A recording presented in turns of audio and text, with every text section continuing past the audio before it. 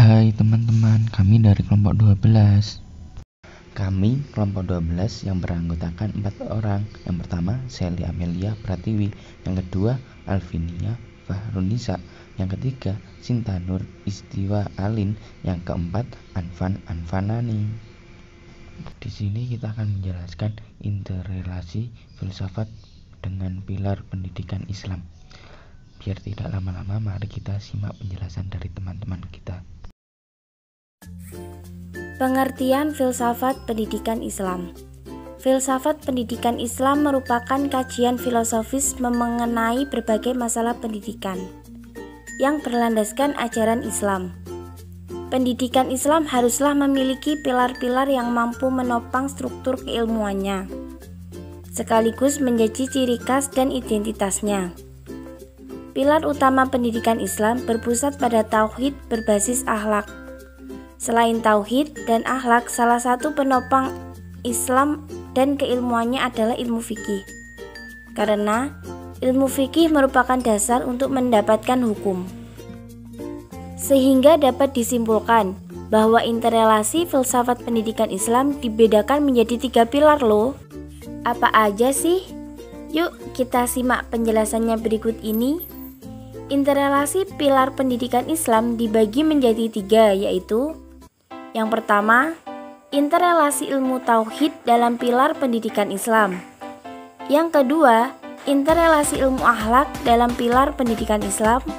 Dan yang terakhir, interrelasi ilmu fikih dengan pilar pendidikan Islam. Oh iya, kita juga akan membahas tentang akhlak implikasi teoritis dan praktis loh.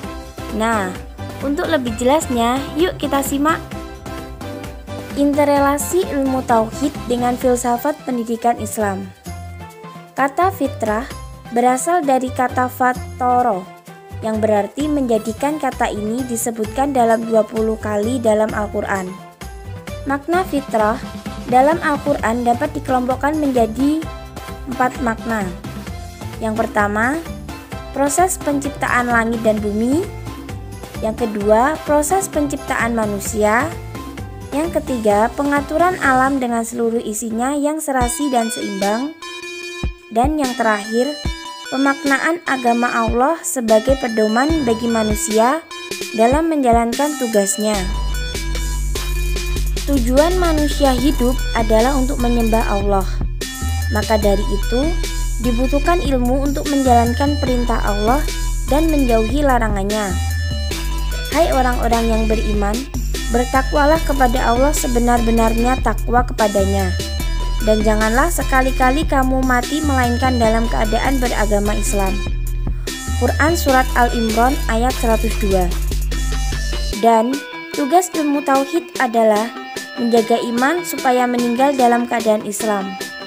Bagaimana mungkin tujuan pendidikan Islam dapat terlaksana sedang yang dididik tidak mentauhidkan Allah Subhanahu wa Ta'ala?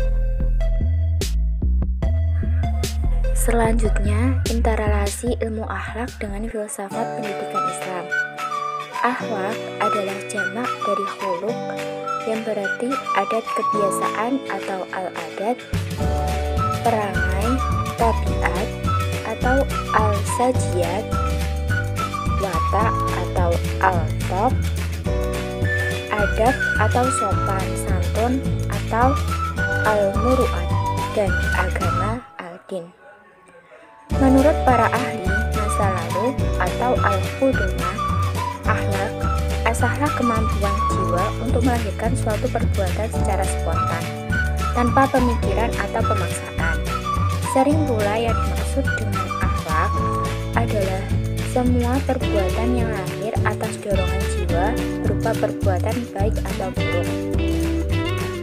Menurut Profesor Dr. Swinto dalam bukunya yang berjudul Filsafat Pendidikan Akhlak, menjelaskan bahwa hakikat pendidikan akhlak adalah inti pendidikan semua jenis pendidikan karena ia mengarahkan pada terciptanya perilaku lahir dan batin manusia, sehingga menjadi manusia yang seimbang dalam arti terhadap dirinya maupun terhadap luar dirinya. Dengan demikian, pendekatan pendidikan akhlak bukan monolitik, dalam pengertian harus menjadi nama bagi suatu mata pelajaran atau lembaga, melainkan terintegrasi ke dalam berbagai mata pelajaran atau lembaga. Integrasi ilmu fikih dengan filsafat pendidikan Islam. Fikih adalah bahasa Arab dalam bentuk masdar yang fiilnya adalah fikih yafqahu faqhan. Kata fikih semula berarti pengetahuan dan pemahaman. Al-fiqh, alim, dan al-fam merupakan kata-kata yang sinonim. Dalam Al-Quran banyak digunakan kata al-fiqh dengan arti mengetahui dan memahami secara umum sebagaimana tersebut di atas dengan berbagai perubahan bentuknya. Di antaranya adalah Al-Quran surat An-Nisa ayat 78 yang artinya, di mana saja kamu berada, kematian akan mendapatkan kamu. Kendati pun kamu di dalam benteng yang tinggi lagi kokoh. Dan jika mereka memperoleh kebaikan, mereka mengatakan, ini adalah dari sisi Allah. Dan kalau mereka ditimpa suatu bencana, mereka mengatakan, ini datangnya dari sisi kamu Muhammad. Katakanlah, semuanya datang dari sisi Allah. Maka, mengapa orang-orang kafir tidak memahami pembicaraan, pembelajaran, dan nasihat-nasihat yang diberikan sedikit pun? Akhlak, implikasi, teoritis, dan praktik. Menurut Profesor Dr. Yunihar Ilyas menjelaskan secara etimologis, akhlak adalah bentuk jamak dari khuluq yang berarti budi pekerti, perangai, tingkah laku, atau tabiat. Berakar dari kata khalaqah yang berarti menciptakan, seakar dengan kata khaliq, makhluk, dan hak. Samaan akar kata di atas mengisyaratkan bahwa dalam akhlak tercangkup pengertian terciptanya keterpaduan antara kehendak khaliq dengan perilaku makhluk, atau dengan kata lain, tata perilaku seseorang terhadap orang lain. Integralisasi fikih dengan filsafat.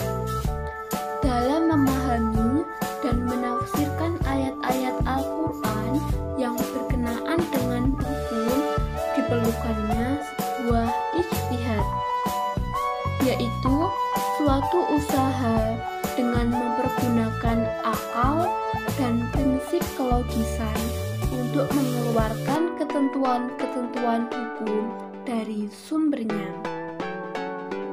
Mengingat pentingnya ijtihad ini, para pakar hukum Islam menganggapnya sebagai sumber hukum ketiga setelah Al-Quran dan Hadis.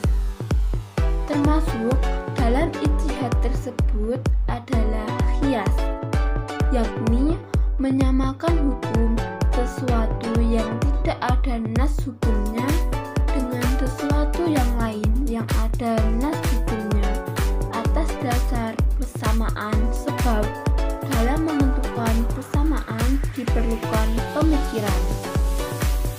Tanpa filsafat, fikih akan kehilangan semangat untuk perubahan, dan fikih dapat menjadi beku, bahkan membelenggu ijtihad.